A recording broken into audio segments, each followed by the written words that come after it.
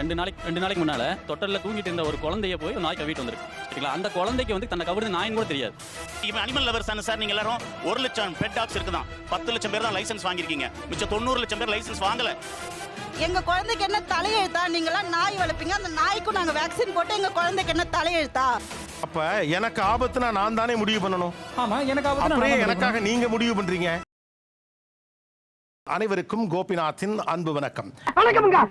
ஏன் தெருநாய்கள் அகற்றப்பட வேண்டும் என்று நீங்கள் நினைக்கிறீர்கள்? அவ்வளவு அந்த கோர் கொஸ்டின். என்னைய பத்தி பெருமையா பேச சொல்லி பல கட்டுரைகளை எழுதி குத்தனே, அதை பூரா மனப்பாடம் பண்ணிட்டீங்களா? மனப்பாடம் பண்ணிட்டேன். எங்க சொல்லு, முதல்ல அவரை பேச சொல்லுங்க. சார், குழந்தைங்க வந்து விளையாடவே போக முடியறது இல்லைங்க சார்.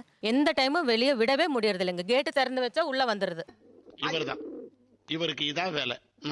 டூ வீலர்ல ஹைவேல போய் நின்னேன். எப்படி ஓடி வந்து கிராஸ் பண்ணுச்சு. ஜஸ்ட் அதை சேவ் பண்ணணும்னு சொல்லிட்டு நான் பிரேக் போட்டு விழுந்து கை கால் எல்லாமே ஃப்ராக்சர்.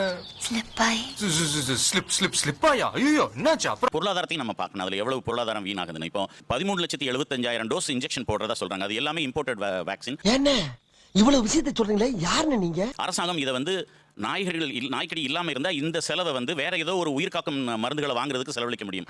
அதெல்லாம் இந்த ஊர்ல எவனுக்கு தெரியுது? ஐடியா இல்லாத பசங்க. பேக் அனிமல்ஸா பிஹேவ் பண்ணு சார்.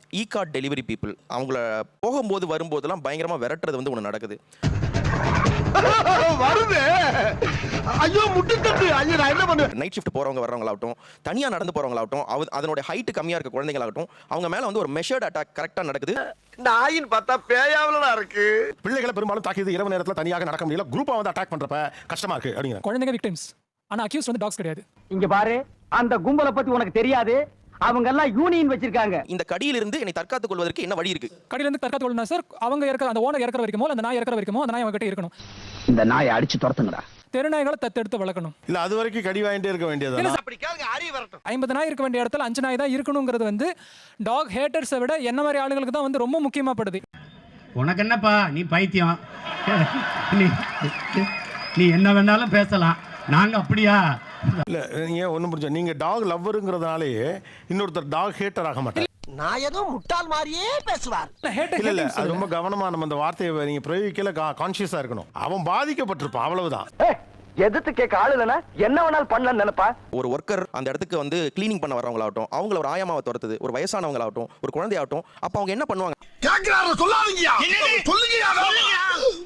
அந்த பெண்ணை வந்து துரத்துற நாய் கடிக்குது, அந்த நாய் வந்து அன்கான்ஷியஸா இருந்து ஒரு வெறி பிடிச்ச நாய் கடிக்குதுன்னா அதுக்கு முன்னாடி அதை வந்து யார் வந்து இல் ட்ரீட் பண்ணா? அப்படியா? அவனை சும்மா விட கூடாதுங்க. நீங்க எல்லாம் அதுக்கு முன்னால நடந்ததே பேசிட்டு இருக்கீங்க. இப்போ உங்க அம்மா அந்த இடத்துல வைப்போம், இப்போ அவங்க என்ன செய்யணும்னு கேக்குறாங்க. எங்க அம்மா அங்க இது எதிர்காம. ஐயோ எனக்கே ரோலிங் ஆகுது. 5 நாய் சுத்து போட்டுருச்சு. இப்ப எங்க அம்மா என்ன சொன்னது எங்க அம்மா தான் சார் முடிவு பண்ணுவாங்க அந்த நேரத்துல. ரைட் தானே? அவ்வளவுதான். அப்புறம் அப்ப எனக்கு ஆபத்துனா நான் தானே முடிவு பண்ணணும். ஆமா, எனக்கு அப்படியே எனக்காக நீங்க முடிவு பண்றீங்க. அந்த கவலை உங்களுக்கு இல்லாம இருக்கலாம், எனக்கு இருக்க கூடாதுன்னு சொல்றதுக்கு உங்களுக்கு உரிமை இல்ல சார். டாக் வந்து ரொம்ப இன்டெலிஜென்ட் அனிமல் சார். அது டாக் வந்து அசஸ் பண்ணிட்டு வர அசஸ் பண்ணிட்டு நமக்கு வந்து ஒரு ஆபத்து இல்லை இந்த மனிதரால அப்படின்னு அது உணரும் போது ஒண்ணுமே பண்ணாது. அவ்வளவு பொய். இல்ல ரெண்டு நாளைக்கு முன்னால தொட்டல்ல தூங்கிட்டு இருந்த ஒரு குழந்தைய போய் ஒரு நாய் கவிட்டு வந்திருக்கு. சரிங்களா? அந்த குழந்தைக்கு வந்து தன்னை கவிடுது நாயின்னு கூட தெரியாது.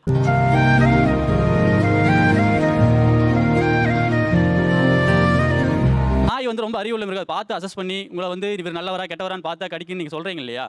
அதெல்லாம் வந்து இப்போ கிடையாது. அப்புறம் ரெண்டாவது இன்னொன்று சொல்றேன், அந்த குழந்தை இப்போ கவிட்டு போகுது இல்லையா ஒரு நாய், நமக்கு அந்த நாய்க்கு நம்ம இறக்கப்பட்டு இவ்வளவு சொல்றீங்க, அந்த குழந்தை மேல நமக்கு எந்த ஒரு இறக்கமே வர மாட்டேங்குது. எவ்வளவு கேவலமான பிறவிங்க இல்ல நம்ம. பிறப்போக்கும் எல்லா உயிருக்கும்னு வள்ளுவர் சொல்லியிருக்காருல்ல, அது மாதிரி அது எல்லாருக்குமே வந்து அது இறக்கம்ன்றது எல்லா உயிரினத்திலும் இருக்கணும்னு தான் சொல்றோம். என்னடா முட்டாத்தனமா பேசிக்கிட்டு இருக்க, முட்டா பயல. உங்களை ஒரு கொசு கடிச்சிச்சுன்னா என்ன பண்ணுவீங்க? அது கொசு கடிச்சிச்சுன்னா அதை தட்டுவோம், அடிப்போம். அது இல்லைன்னு சொல்லல. இருங்க, அது செத்துரும் இல்லையா? ஆமா, அது டெஃபினெட்லி அது ஒரு உயிர் தானே. வீட்டுக்கு கரப்பாம்பூச்சி வருது, நம்ம என்ன பண்றோம்? ஒரு ஏதோ ஒன்று வச்சு வெயிட் நமக்கு தொந்தரவா இருக்கு, நம்ம கிழிச்சு வைக்கிறோம். என்ன பங்கு மாட்டிக்கிட்ட பங்கு. கரப்பாம்பூச்சி ஏன் கொல்றீங்க, ஏன் கொசுவை கொல்றீங்க? எனக்கு அதுக்கு பதில் சொல்லுங்க. அது உயிர் கிடையாதா? அது ஒரு உயிர் தான், இல்லன்னு சொல்லல. ஐயோ எந்த ட்ரெண்ட்ல பேசினாலும் எந்த ரூட்ல போனாலும் விடவே மாட்டேங்கிறானே, நான் என்ன பண்ணுவேன்? நீங்க நினைக்கிற அளவுக்கு நீங்களா கருணைவாதிகளும் கிடையாது, நானும் கிடையாது. அதுதான் வந்து உலக யதார்த்தம். அதுல இருந்து நம்ம இந்த பிரச்சனையை அட்ரஸ் பண்ணணும்னு நான் நினைக்கிறேன். பாட்டி இதான் சொன்னாங்க, நீங்களும் இதான் சொல்றீங்க. இது ரெண்டுத்தையும் பார்க்கும்போது சரின்னு தானே தோணுது. நீங்க வந்து எத்தனை நாயை மேடம் பாத்துக்க முடியும்? ஒரு 4 நாயமா 5 நாயா? லட்சக்கணக்கான நாய்களை நீங்க பாத்துக்க முடியுமா? அதுங்களுக்கு உணவளிக்க முடியுமா? நாய் பெருட காரணமே அனிமல் லவர். சாப்பாடு போட்டவங்க, நீங்க எடுத்துட்டு போனவங்க நீங்க தான். இது வந்து மேன் மேட் ப்ராப்ளம். வாழ்க்கையில ரொம்ப அடிபட்டு இருக்கீங்கன்னு நினைக்கிறேன். நிறைய விஷயம் தெரிஞ்சு வச்சிருக்கீங்க. அகமதாபாத்லயும் ராபிஸ் ஃப்ரீ சிட்டியா இந்தியாவில் இருக்குது. எங்க சட்டம் மதிக்கப்படுதோ, எங்க சட்டத்தை மக்களும் அரசாங்கமும் மதிக்குதோ அங்க வருது. உட்கார்ந்துகிட்டே அங்க நடக்கிற தப்புலாம் கண்டுபிடிக்கிறான்.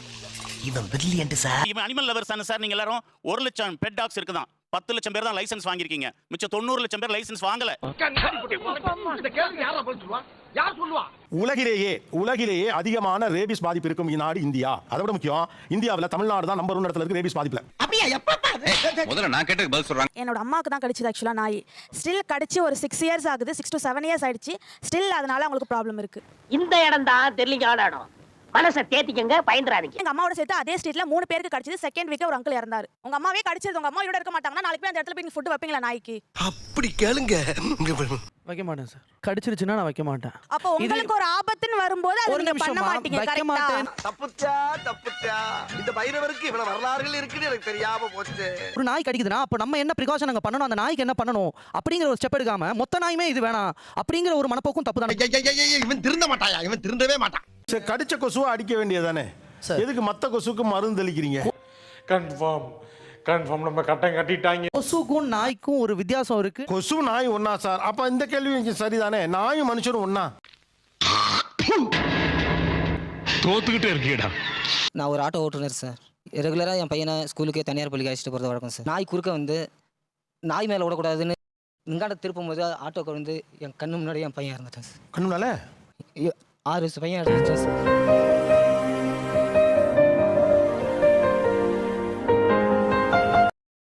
நாய் குறுக்க வந்ததுனாலயா? ஓ, உங்க ஆட்டோல உங்க பையனை கூட்டு போறப்போ? நானே அழைச்சிட்டு போகும்போது சார்.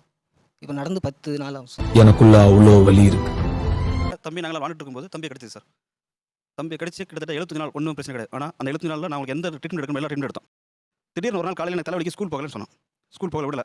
அன்றைக்கி ஈவினிங் பார்த்தீங்கன்னா வாயிலிருந்து ஒரு மாதிரி கோலெல்லாம் வச்சுட்டு அந்த ரேபிஸ் சிம்டம்ஸ் காட்டுது. மனசு ரொம்ப கஷ்டமா இருக்குப்பா. இல்லை இனிமேல் ஒன்றும் பண்ண முடியாது, வீட்டுக்கு கொண்டு போங்க அப்படிங்கிறாங்க. ட்ரீட்மெண்ட்டே கொடுக்க வர மாட்டாங்க டாக்டர்ஸ். அடுத்த நாள் பையன் இறந்து போயிட்டு. இவ்வளோ நாளாக எதுவுமே தோணல, இப்போ ஒரு மாதிரியா இருக்குப்பா. எல்லா தடுப்பூசியும் போட்டோம், எல்லாமே கொடுத்தோம்.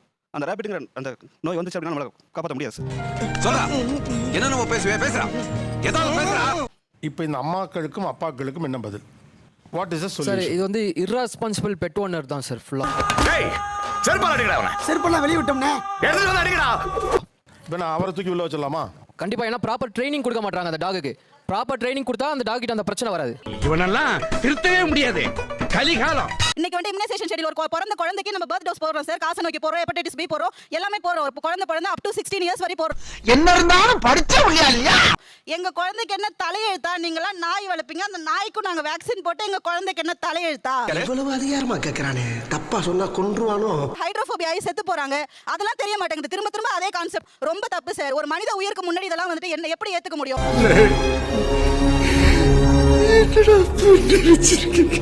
நம்ம எமோஷனலாவே நம்ம டீல் பண்ணுவோம். இது வந்து நீங்களும் வந்துட்டு ஒரு டாபிக்ல இருந்து இன்னொரு டாபிக்கு அவங்களே வந்து டிஸ்ட்ராக்ட் பண்றாங்க. உன்னை எல்லாம் யார் இங்க வர சொன்னா? யார் வர சொன்னா? டிஸ்ட்ராக்ட்லாம் இல்ல மேம். நான் வந்துட்டு டெய்லி டே டு டே லைஃப்ல நான் பாக்குறேன். சரிடாக்கு, நீ ரொம்ப கோவமா இருக்க. நான் அப்புறமா வந்து மீட் பண்றேன்.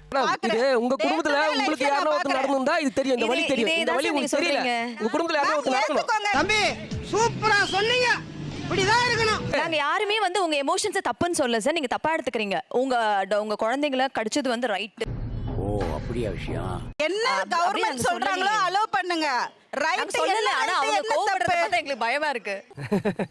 ஆனா மனசார சொல்றேன்டா, சத்தியமா நீ எல்லாம் உருப்பட மாட்ட. உருப்படவே மாட்ட.